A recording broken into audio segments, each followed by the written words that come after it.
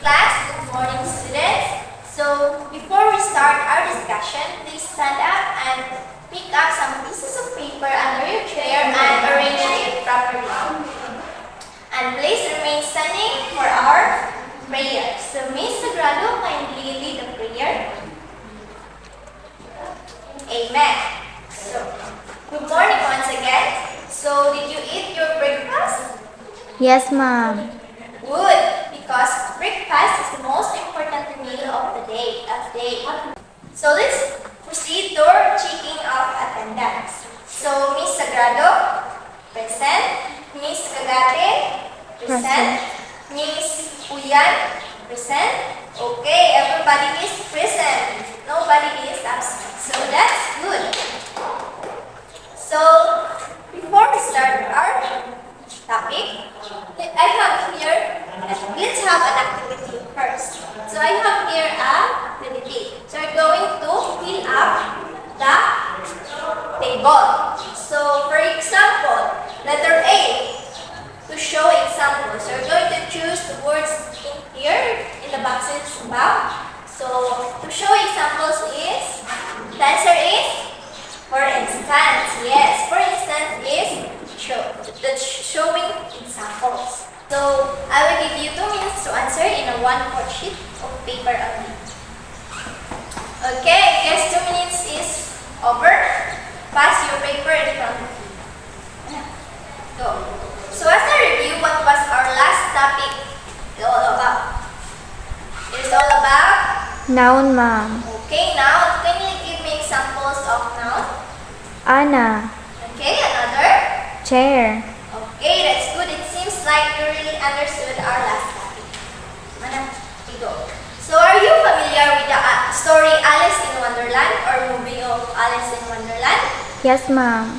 Okay, so let's make it an activity. So I have here 8 items and you are going to arrange the series of events about the story of Alice in Wonderland. So I'll give you only 3 minutes to answer in the 1/2 crosswise. Okay, 3 minutes is over. Kindly pass your paper and the person in front of you. How do you find our activity? Is it easy? Yes, ma'am, because some words give us a hint. For example, firstly. So first event. Yes, So in ma'am. this number 5, so it is the first event in the Alice of Wonderland. And let's move on to our.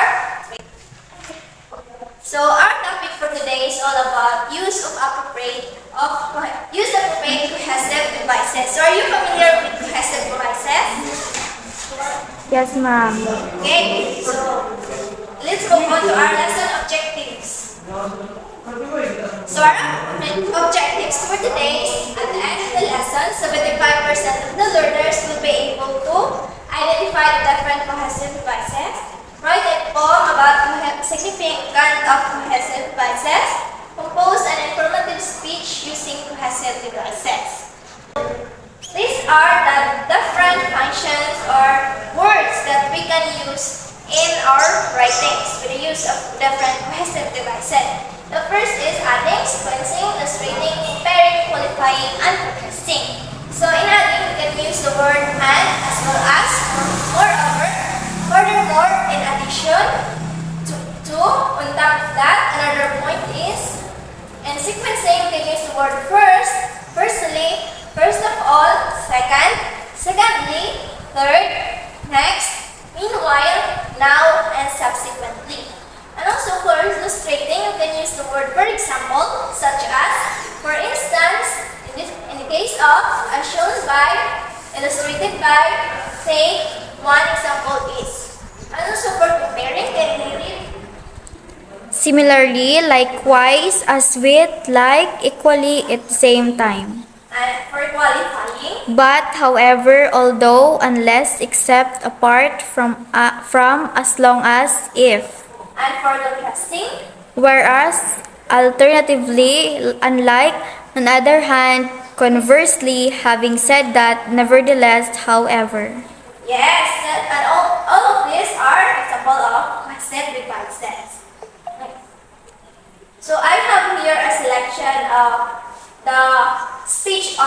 will drown. So, the bold words are example of cohesive devices.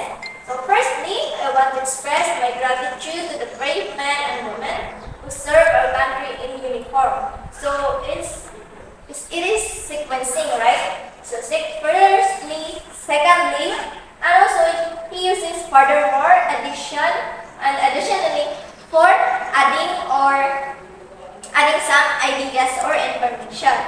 And he uses however and but for contrasting, and uses in conclusion for at the end of his speech. So let's move on to our application. So do you understand what it's all about? Yes, ma'am. Okay, so fill in the blanks of cohesive devices in a sentence using different cohesive devices below. So kindly answer it in a half course-wise, and I will give you 3 minutes to answer. Yeah. Next. So I guess 3 minutes is over. Let's move on to our evaluation. So write a free-verse poem about the importance of cohesive devices and maximum of 3 stanzas.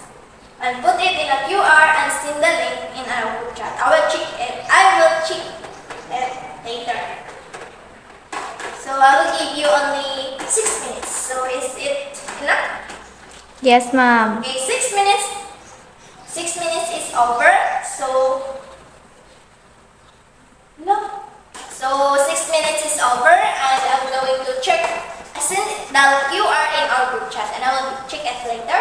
So let's move on to our assignment. So formulate an informative speech using types of cohesive devices. So you can use different cohesive devices in your speech. So the topic would be self-selected. So it depends upon you what will be your topic. It's either about your family, about vacation, about your experiences. So is there any clarification, questions regarding our topic for today? None so far, ma'am. Okay, so kindly stand up and let us pray. Kindly lead Mr. Babiat for our closing prayer. Amen.